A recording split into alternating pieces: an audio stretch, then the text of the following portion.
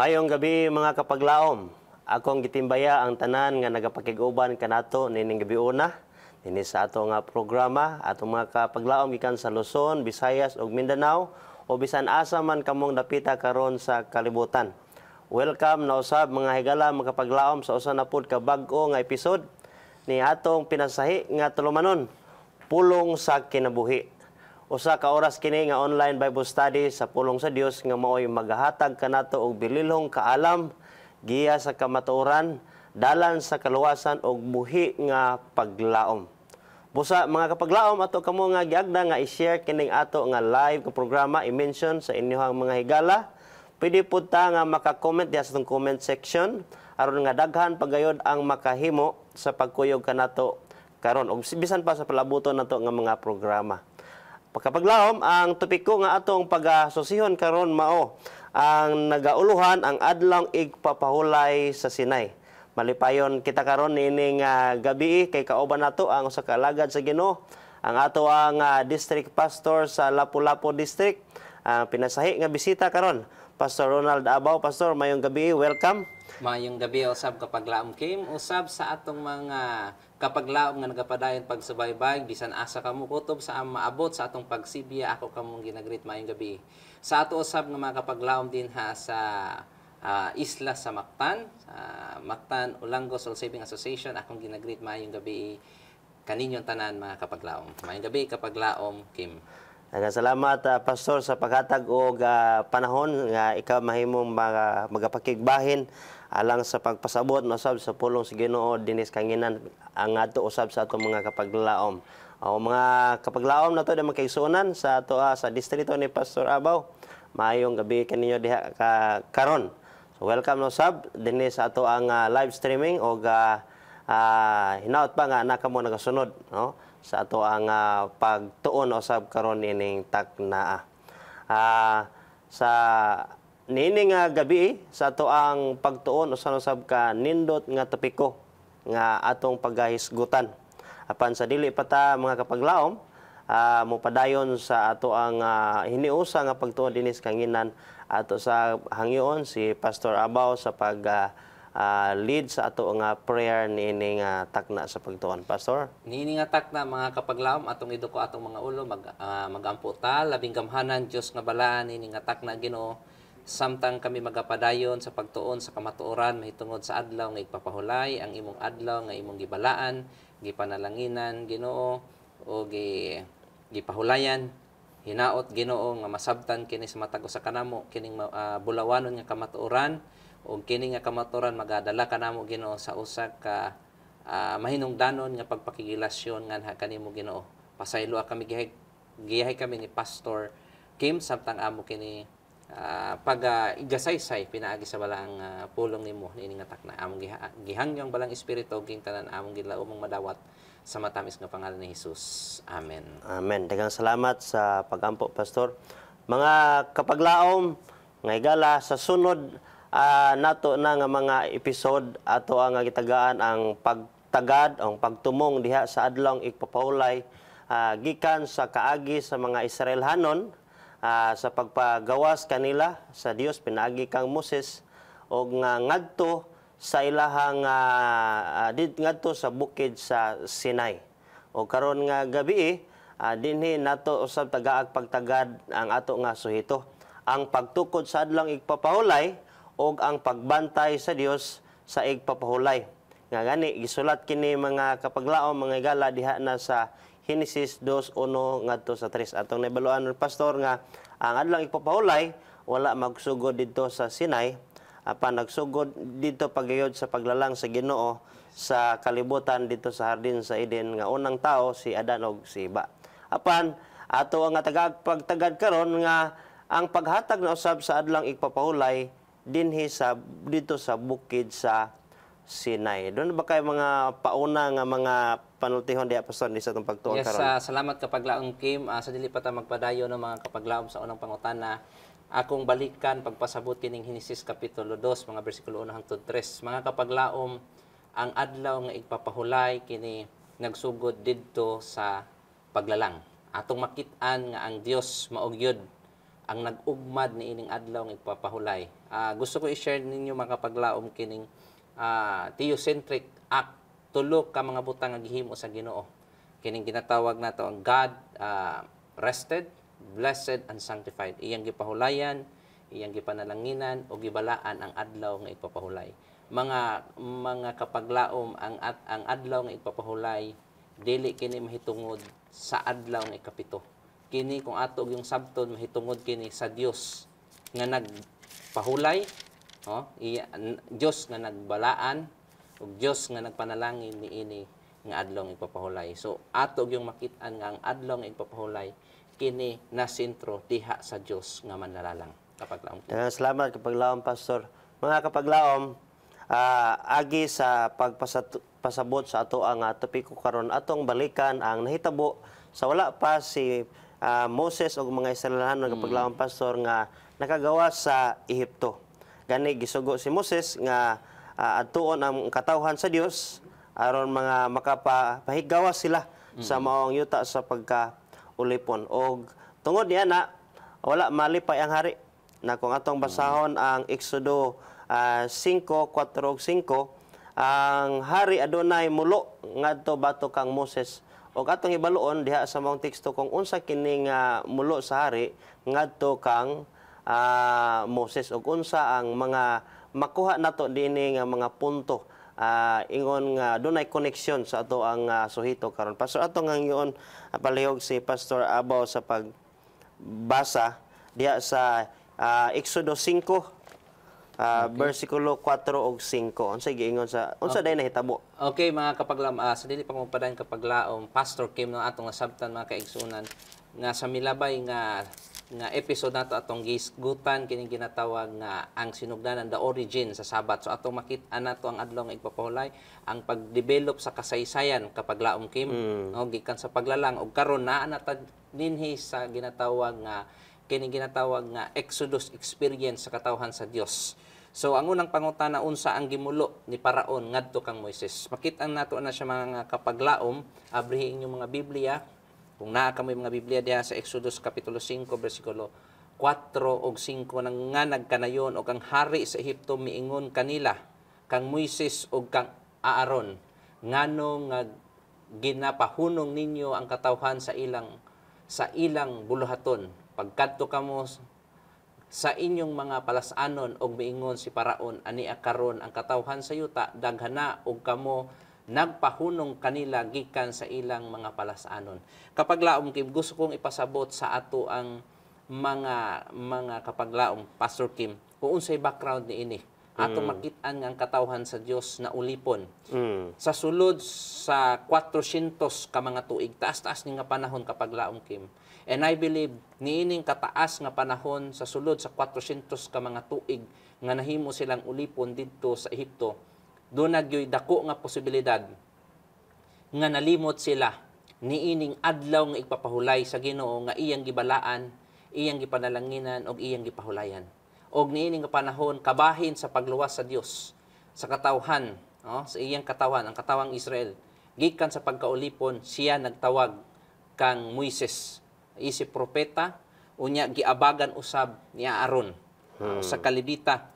Unya atong nakit-an nga niana nga takna nangayo ang si Moises naghangyo sa kay Paraon nga ang katawhan sa Dios dunay paghunong, dunay ginatawag nga kaning ginatawag nga pulong alang sa pagpahulay. Karon ang pangutana, unsa may kalabtanan ni ining pulong sa pagpahulay sa adlaw nga igpapahulay? Kung atong tan-awon mga kapaglaom sa pagbasa lang sa plain nga pinulungan, di nato masabtan mga kapaglaom ang koneksyon apan kung atong sabton sa original nga pinulungan ang pulong nga pahulay nga gi-introduce, gi-introduce ni Moises nga pahulay nga iya sa Dios sa katawan sa Israel, mao kini ang adlaw nga igpapahulay nga gipadalanginan, gibalaan o nya gipahulayan sa Ginoo.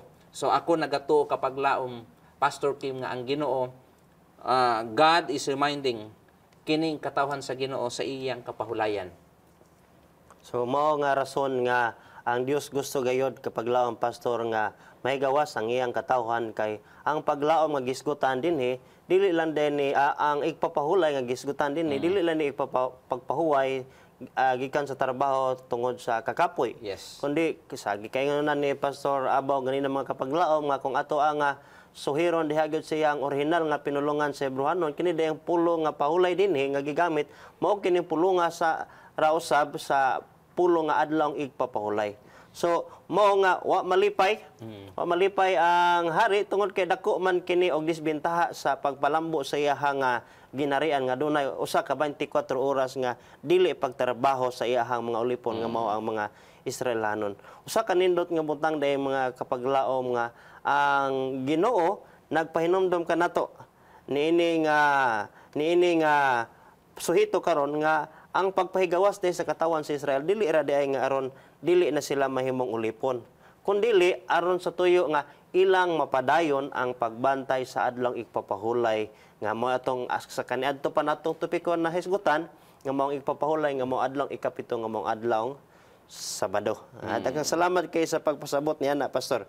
Now, ato ang nasayran nga gikan ato nga mga hitabo sa human nga unya nga na padala sa Dios ang Israel gikan sa Ehipto sa ilang pagkaulipon unsang mga pakigsabot ang gipahamutang sa Ginoo alang sa iyahang katawhan kung sila magpadayon nga paabot sa panalipod sa Dios diha kanila.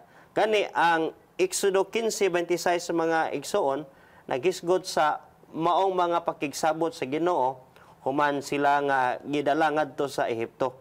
Samtang nagapaabot sa mga interbensyon sa Ginoo sa pagluwas kanila. Ang Exodo 15:26 nagkanayon sa maong pagkasulti ug mingon siya kung magpatalinghog ka sa masingkamuton gayod sa tingog ni Jehova nga imong Dios ug magabuhat ka kaniadtong matarong sa iyahang mga mata ug magapatalinghog sa iyang mga sugo ug magabantay sa tanan niya nga mga tulumanon walay bisan unsang sakita nga mga gipadala ko sa mga Ehiptohanon nga igapadala ko kanimo kay ako mao si Jehova nga magaayo kanimo.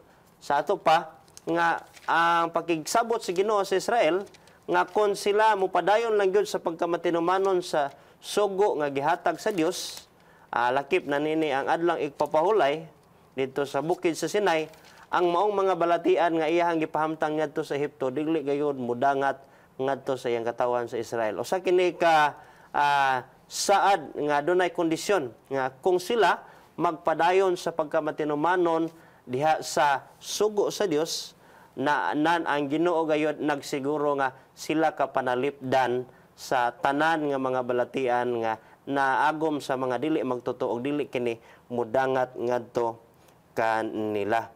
Gani ang Ginoo sa iyahang pagkamatinumanon sa iyang saad wala siya nagpasagad kapag laang pastor sa iyang katawhan nga sila lang sa ilang kaugalingon nga maningkamot nga aron nga mahimo nga makatuman sa iyahang mga sugo labi na ang pagbantay sa adlang igpapahulay.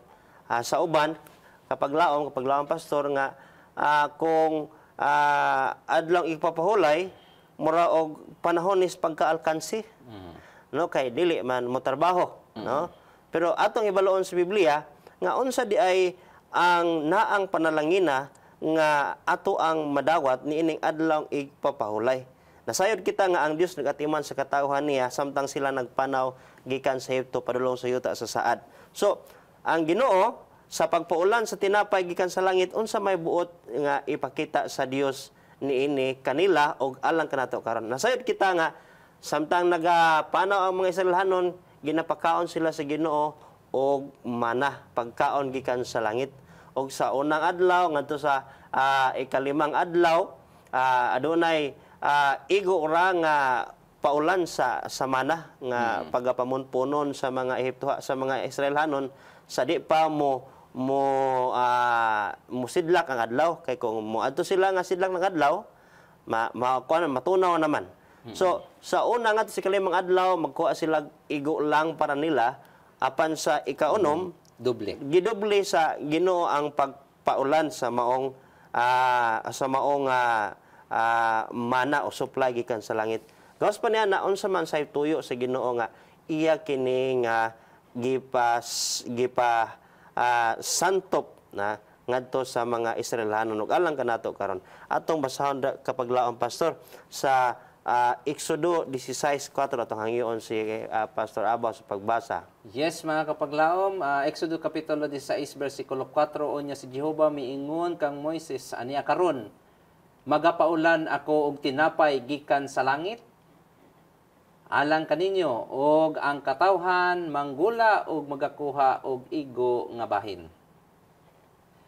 Sa tagsa-tagsa kaadlaw aron ako makasulay kanila kung sila magalakaw ba sa akong kasuguan o dili. So atong makitaan mga kapaglaom nga ang Ginoo nag-provide siya sa kalanon dito sa kamingawan apan kini nga pagpaulan niya og mana sa ikaunom kaadlaw unya gisugo nga doble ang ilang pagkakuhaon. Kini siya kung atong basahon ang Exodus Kapitulo 16 versikulo 4, kini siya gigamit usab sa Ginoo iyang gisulayan ang iyang katawhan kung sila mahimong maminatud-on sa pagsunod sa kasuguan sa Ginoo or dili. So atong makitaan mga kapaglaom. Buot pa niya na gusto kong ipasabot usab kapaglaom Pastor Kim no. Ako lang dalikyatan ni Kadyot. Kini manggumpulong adlaw igpapahulay daghan kanato karon ato manghigala moingon nga kanang adlaw igpapahulay dili na siya ting simba. Okay, pahulay good. Una nga sa balay lang, no? So pero kung atong tanawon balang kasulatan, gipahunong sila sa ilahang pagpanarbaho dili kay tungod nga alang lang sa ginatawag nga physical rest. Doon na pay mas lalom nga katuyuan mga kapaglaom diha sa Leviticus Kapitulo 23 versikulo 3 nga nagkanayon nga maghimo sila sa usa ka balaan nga panagtigom. Karon doon ay mga tawo mangutana, naabay mabasa sa Biblia nga ang adlaw nga igpapahulay, doon na bay termino nga inugsimba mga kapaglaom. Gusto kong basahon kining Ezekiel Kapitulo 46 versikulo 3 nga nagkanayon og ang katawhan sa yuta magasimba dito sa pultahan sa maong ganghaan sa atubangan ni Jehova sa mga adlaw nga igpapahulay. Sa atong makita na mga kapaglaom sa balaang kasulatan Ezekiel 46 versikulo 3, ang adlaw nga igpapahulay dili lamang kay pisikal nga pahulay nga diha sa balay magdigid-digid ta pahulay tad ka mo trabaho. There is a much deeper reason behind mga kapaglaom. Kini siya sa Ezekiel Kapitulo 46 versikulo 3, ang katawhan sa Dios ang Israel nangadto sila sa atubangan sa tabernakulo alang sa pagsimba sa Dios sa adlaw nga igpapahulay. Sa ato ang adlaw nga igpapahulay mga kapaglaom kini siya adlaw usab nga inugsimba mga kapaglaom. Ato makit-an kapag mga kapaglaom nga ang Ginoo nagahatag ninyo mga kasuguan paghatag kanato kung kita mahimong matinuman ang anak kaniya. Kaya ko ihatag ang panahon kay kapaglaom Kim sa kapaglaom Pastor Kim sa pagpadayon. Okay, salamat Pastor sa pagpasabot. Atong masabot mga kapaglaom mga higala nga ang adlaw igpapahulay usa kini ka adlaw nga sa diin atong ma-eksperyensya ang dagaya nga gitagana nga panalangin sa Ginoo alang kanato. Kay imagine ng mga kapaglaom sa una ngadto sa limang adlaw mokuha lang sila og paigo lang gyud sa ilang kanonon. Pero sa adlaw nga ikaunom, dito sila makasinati og doble nga pagpakamayo alang itagana sa adlaw ipapahulay. So mga kapaglaom kun ato gidaay nga tamdan ang pamaagi sa Ginoo, ang gisugo sa Ginoo labi na sa pagtamod sa adlaw ipapahulay. mas masinati pa din nato ang doble nga panalangin panahon sa adlong ipapangandam. Yes. Kung atong pangandaman dili din nga mingon tanuon nga ay Sabado na sab murag kulang na sab ni sa tong ginansya kay di ta kaabli sa tong negosyo. Ato ding i-claim mga igsuon nga sa adlaw nga ikaunom sa di pa maabot ang adlaw ipapahulay, dunay pinasahi nga panalangin ni ana kay ang Ginoo nasayod nga pagkaugma dili ka moabli sa imong mga negosyo, dili ka manginabuhian. Ato nang tuuhan mga kapaglaom mga igsuon. Ikaduha usab di ay nga tuyo sa Ginoo nga iyang buot ipakita ni ining adlaw ipapahulay ang mahitungod sa pagpaulan o pagkaon. Mao nga ang pagpaulan o pagkaon usa-usab siya o sa adlaw ipapahulay usab-usab siya ka test of obedience. Yes. Kung ato yung basahon ang tibuok nga suhito sa maong teksto nga nag-ingon nang ang Ginoo kapag laong pastor nga sa ikaunom nga adlaw manguha gid mo og doble. No kay pagkaugma wala na ipaulan nga mana. Pero pagkaugma sa buntag adlaw ikapito daghan gihapon sa mga Israelhanon nga nangadto nang gawa sa ilahang balay og nangita sila og mana. No? So sa ato pa nga tinuod gayud nga adlang igpapahulay usa-usab ka test of obedience. Kon nituog gyud ka sa saad sa Ginoo nga mo-provide siya nga bisan dili ikaw mo trabaho, mo negosyo og sabadonan matagamtam gyud nato. Pero nagiuban nga sama natong Israelhanon sulod sa adlaw igpapahulay mangita gihapon sila sa pagkaon, manginabuhian gihapon sila tungod sa rason nga kulang sa pagsalig o pagtuman gayo diha sa sugo sa Ginoo. Nan dugang pa nga mga pahimangno mga kapaglaom, usa ka pangutanan na usab nga atong ipaabot, unsa ang pahimangno ang gihatag sa Dios may tungod sa ilang pagkaon sa adlaw sa wala pa ang ipapahulay. Ani kun ato kining tamdon sa pagbasa, makita nato diha sa Exodo kapitulo 16 bersikulo 23 nga nagkanayon siya. Og siya miyon kanila kini mao ang giingon ni Jehova, ugma mao ang balaan nga pagpahulay, ang adlaw nga igpapahulay ngadto kang Jehova. Ang pagalutoon ninyo lutuan na ninyo karon, og ang pagalong-agon ninyo long-aga na ninyo karon, og ang tanan nga makapin kaninyo tipigan ninyo hangtod ugma sa buntag. So mao kini unsa man ang pahimangno sa Dios gikan niining paagiha sa Ginoo programa sa pagpangandam sa adlawng igpapahulay. Now, ato ang sabton diha nga makapaglaom nga ang tanan nga mga paghudno o paghaling, haling man kaniadto kay wa di man pareho karon pastor nga sayo na lang bisag imo na lang i-on dra na kay naligo ka didto. Nag-atiman kasi mga damonon, taod-taod, mukhaon na lang ka, kaya naluto na. Kaniadto, hasol gyud kayo ang ilang paghaling, paglungag. So, ang tanan nga paghudno, sulod sa lang ipapahulay, kinahanglan nga buhaton na, niya ng adlaw nga ipamangandam, aron nga, dili na sila mahaghago sa ilang kaugalingon, unya na sa adlaw ipapahulay, alang lamang sa pagpangandam sa ilang mga kanonon. No, doon na ba kay kadugang ani kapaglaom pastor nining maong suhito sa Exodo kapitulo 16:23. Yes, mga kapaglaom, salamat kayo. Kining Exodus kapitulo 16 bersikulo 23, mga kapaglaom, hinumduman nato nga ang konteksto ni ini nga bersikulo didto sa kamingawan. Atong hinumduman nga sa paghaling pa lang pertinog yung laborious. I will use the word laborious gyud. Unya ang pagluto pa gyud. Karon akong gitan-aw kapaglaom kim ang bisan ng mga scholars, no, they are divided, no, di man ta conclusive gyud mga kapaglaom. They are divided whether kini nga sugo gyud is absolute in a sense nga dili gyud hangtod sa New Testament, pero dili na gyud nato na siya tukyon mga kapaglaom kay do na po'y bersikulo sa balaang kasulatan nga ang kalayo dito sa sanctuaryo niingon nga ang pagkanabitong seven lampstand, no, nga naa sa holy place. Niingon ang Ginoo nga kinahanglan di gyud na siya mapalong.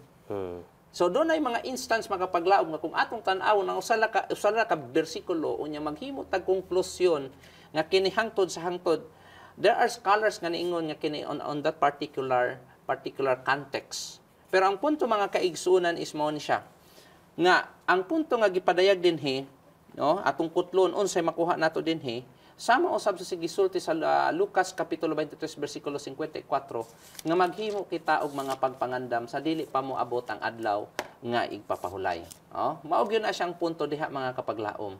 So kining ato ang ginatawag nga kindling of fire, Sabbath cooking, well, dili kita dogmatic in a sense nga doon na po'y mga pagpasiga og kalayo sama sa tabernakulo, but anyway, dili na nato na siya hisgutan mga kapaglaom, dili na nato himuong komplikado. Ang ato lang gyud nga sa dili pa mo abot ang adlaw nga igpapahulay, kutob sa atong maandam, atong iandam mga kaigsuunan, aron dili kita makapangawat og mga oras labi na niining balaan nga adlaw nga inugsimba sa Ginoo. Mao man gyud dakong problema kapaglaom Kim, Pastor Kim, kanabitawng adlaw nga igpapahulay unya ang atong mga pagtungod sa atong mga pagpangandam nalit na kita pag-adto sa gambalay sa Ginoo. So nahimo nga na pressure na ta, naguba na ang ato ang pagbantay sa adlaw nga igpapahulay tungod kay napungot na ta, kay tungod doon na tay mga hilikoton nga unta sa wala pa miabot ang adlaw nga igpapahulay ato nang nahimo mga kapaglaom. Hinumduman nato ang adlaw nga igpapahulay should be a delight day. O mo nang gingon sa Isaiah nga delightful day. To dili dapat nga tungod sa atong mga wala nato pagtagad nga pagpangandam, mag-uol na noon ta dili nakatapokus sa pagsimba sa atong Dios, ang Dios sa adlaw nga igpapahulay. Salamat kapaglaom Pastor og gani sa subo nga kamaturan sa panahon ni Moses, bisan pa nga gisugo na sila sa Ginoo nga ugma walay ulan nga mana, ang tanan andamo na. O kung imong basahon pagtiwas sa bersikulo 25 ug 26 mga igsoon diha sa kapitulo 16 sa Exodo, pagka ugma dili gyud tanan sa gihapon ang nagmasinulondon sa sugo sa Ginoo nga wala na ang pagpaulan sa adlaw nga igpapahulay. Now, dugang pa niini mga kapaglaom, ato usab nga mahisgutan kabahin niining importansya sa adlaw ipapahulay kay gadi ay ang adlaw ipapahulay do na gid say adlaw nga gitagana sa Ginoo sa dili pa kana nga do na espesyal nga pagpakamayo.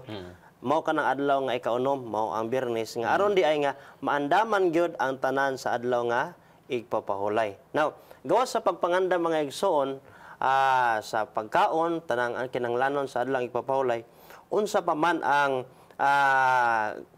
kasaysayan sa Biblia may tungod sa paghisgot niining paagi sa pagbantay sa adlaw ipapahulay kay posible mga igsoon mga higala nga kanang og dili nato ni matuki gyud mismo ang maong mga teksto, siguro naghimo ta sa atong paagi pero wa ta kabalo nga dili na din ni paagi sa Ginoo. Na dunay suhito kapaglaom Pastor diha teksto sa Nehemias 3:15 ngadto sa 22. Naghisgot sab kini sa katawan sa Ginoo may tungod sa adlaw ipapahulay unsa ang ilang gibuhat ug unsay nganuman nga gisaway sila ni Nehemias. No, ako ning basahon mga higala mga igsoon nga mga kapaglaom kung unsay giisgutan din nga kasaysayan ug unsa sa unsang paagiha nato matipigan ang adlaw ipapahulay ug sa unsa pong paagiha nga dili nato matipigan ang adlaw ipapahulay sa pagpabalaan niini.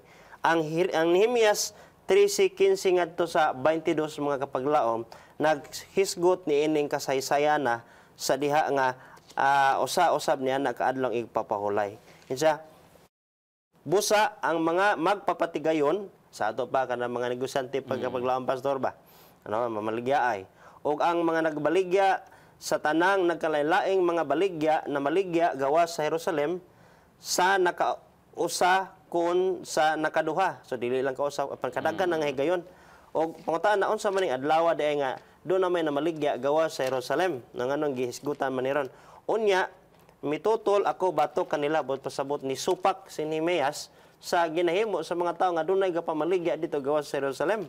Anong ni supak man sab siya og miingon kanila nganong nagpabilin kamo libot sa kota kung buhaton ninyo kini pag-usab patilawon ko kamo. Katilaw gyud sila kang Nehemias sa sukad ni adtong adlaw hangtod sa bang panahon wala na sila bumalik sa adlaw nga igpapahulay.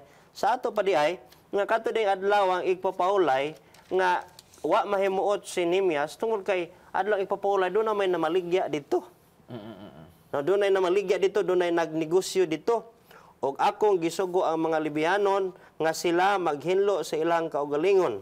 Og nga sila manuol og managbantay sa mga ganghaan aron sa pagbalaan sa adlaw nga igpapaulay. Hinumdumi kini alang kanako, o Dios ko kini usab, og luwasa ako tungod sa pagkadako sa imong mahigugmaong kalulot. Sa ato pa nga pagpasabot ani mga kapaglaom na nato nga gitudloan ta sa Ginoo nga bisan di ang mga palitunon nato kinahanglanon ba mga kanunon nato, no? Ato na gyud ang andamon sa Bernis pa.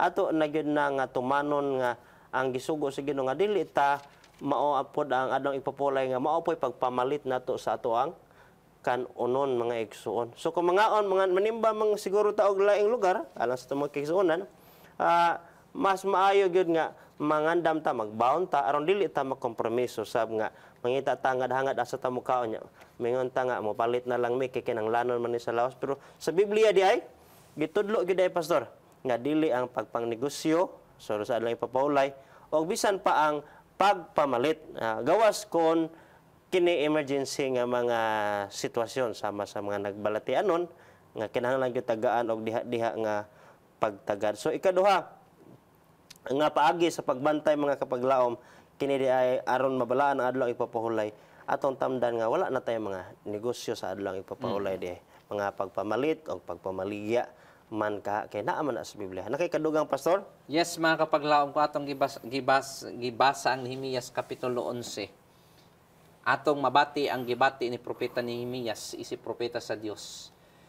Ang nakita niya nga kining mga paglapas sa adlaw ipapahulay kini nahimo nga resulta, no? Ang resulta nini pagtalikod sa kamatuoran mahitungod sa adlaw sa pagbantay sa adlaw ipapahulay.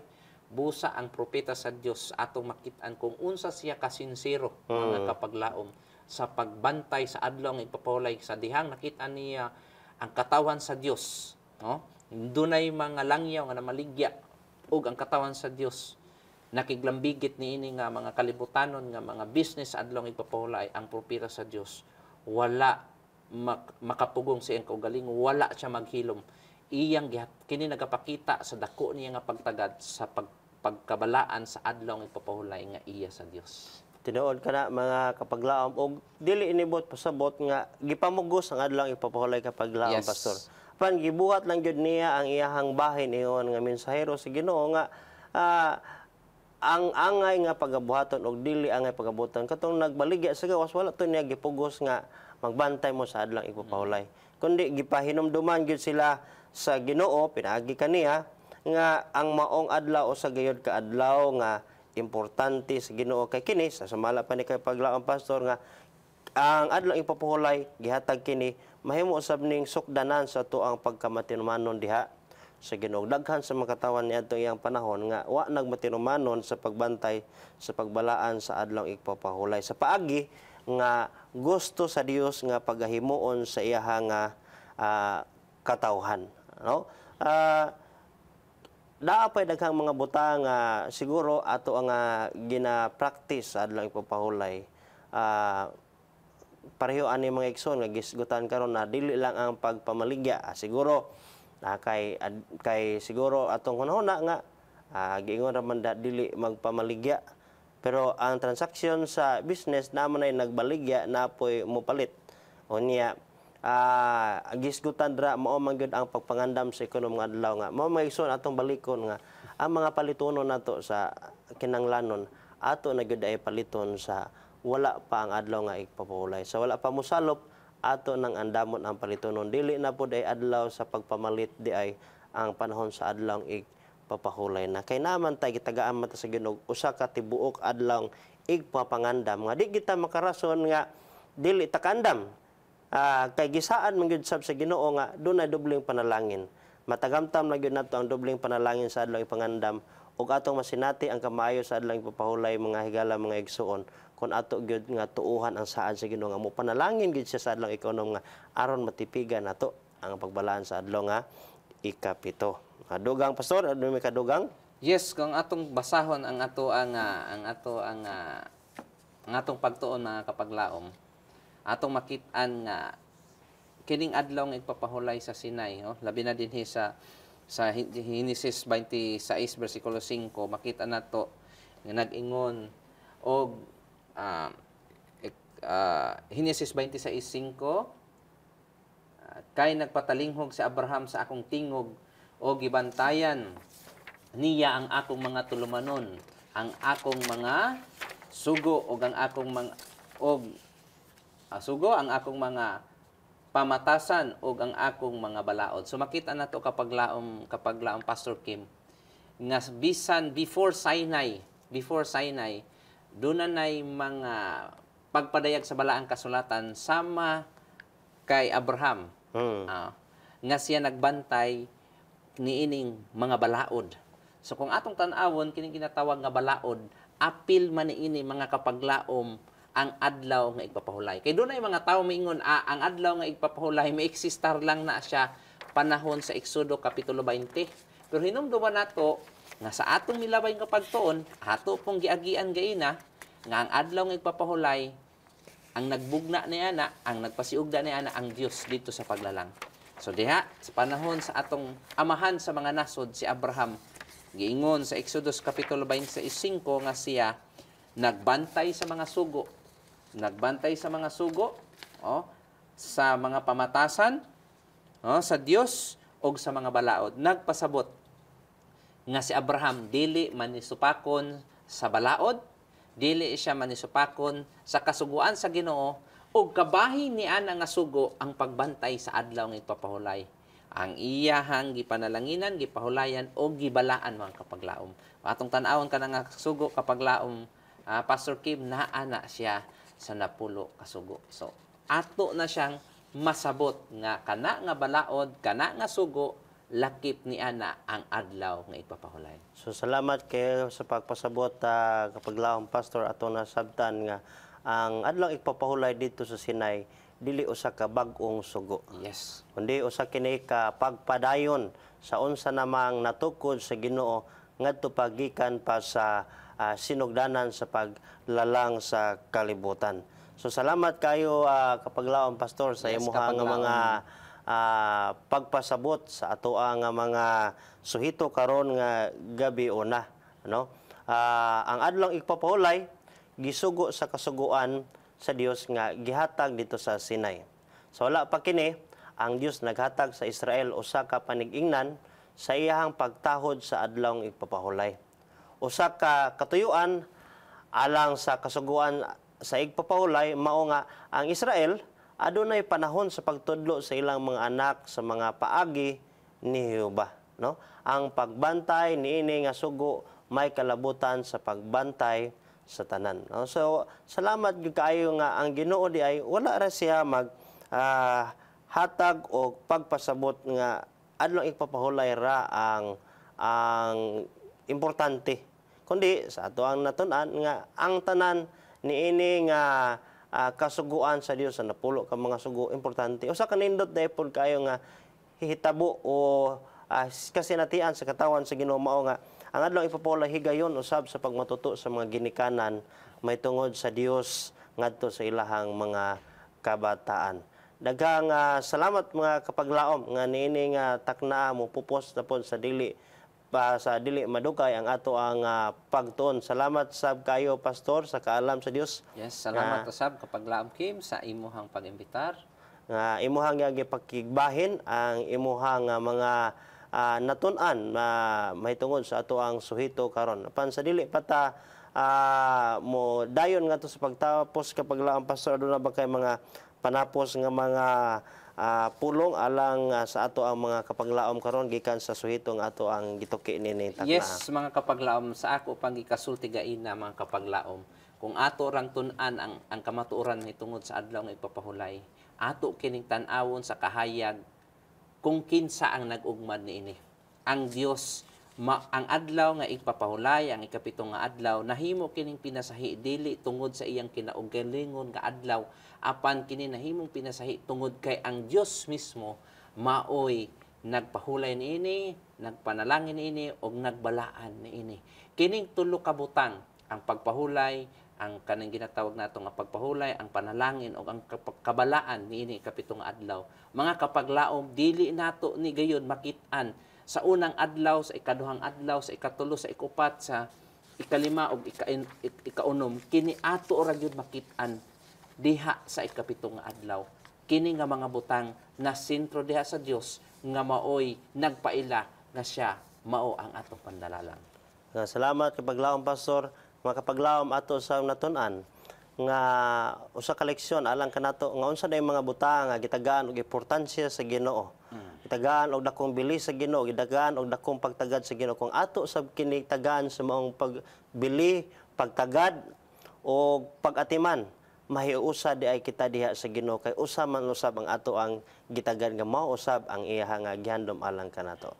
Salamat kayo pastor sa imong pakigbahin niini nga takna sa kagabion sa ato ang pagtuon. Salamat sa imong pagpakigbahin sa dili pa kita mutapos ni ato ang pagtuon karon ato kamo sab gihangyo mga kapaglaom nga magduko kita sa ato ang ulo alang sa pag-ampo. Mag-ampo kita.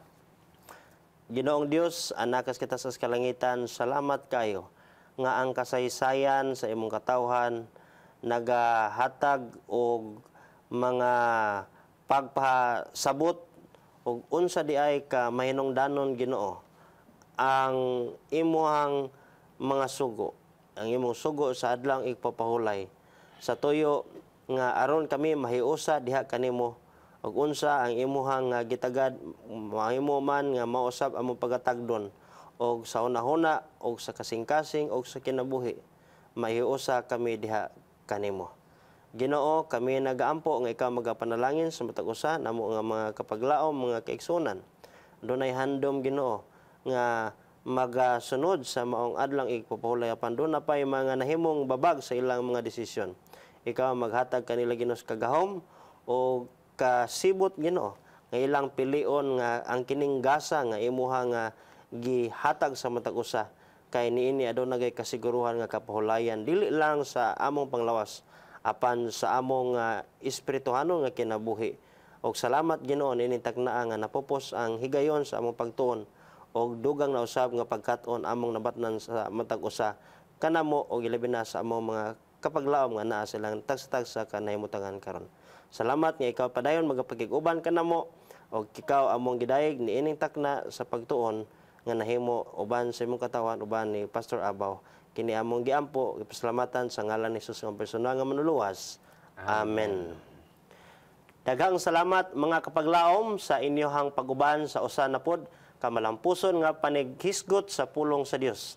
Please mga kapaglaom, i-share ang kini ato ang programa sa Facebook, like and comment nining atong video ngadto sa inyong mga higala aron ma-notify na usab sila sa sunod na pod nato nga mga episodes. I-click like and follow kining ato ang page Hope Channel Central Philippines. Kuyog na pud ta sa sunod episode matag Domingo alas 6 hangtod alas 7 sa gabi ug ang replays niini matag Miyerkules sa maora gihapon nga oras dinhi lang sa Hope Channel Central Philippines. Niining atong pinalangga nga tulumanon. Pulong sa kinabuhi.